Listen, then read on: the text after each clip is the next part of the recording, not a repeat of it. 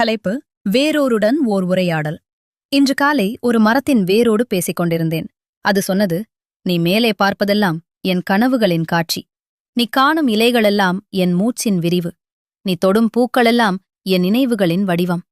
மேலே தெரியும் இலைகள் என் கனவுகள். நீ ரசிக்கும் பூக்கள் என் கவிதைகள். ஆனால் நானோ இருளில் மூழ்கிய ஒரு தத்துவம். நான் கேட்டேன், உனக்கு வெயில் தெரியுமா? தெரியும் என்றது வேர். கிளைகள் வழியாக வெயில் என் நிழலைத் தொடும்போதெல்லாம் நான் குளிர்கிறேன். உனக்கு புயல் தெரியுமா? தெரியும்.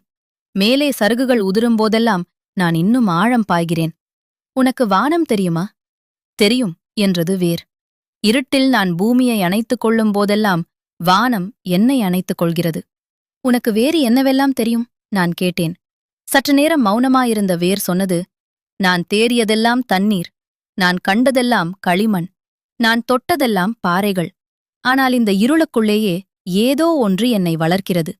எனக்கு தெரியாத ஒரு ஒளி என் வழியே இலைகளாய் மலர்கிறது.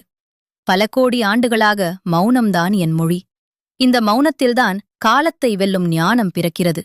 பின் அந்த வேர் என்னை கேட்டது, உனக்கு உன்னையே தெரியுமா? நான் பதில் சொல்லத் தெரியாமல் வேரோடு வேராய் நின்று கொண்டிருந்தேன். நான் சாகும் வரை தேடுவதை வேர் பிறக்கும்போதே அறிந்து விடுகிறது. ஆக்கம் ஆதிச் சக்திவேல். மிக்க நன்றி.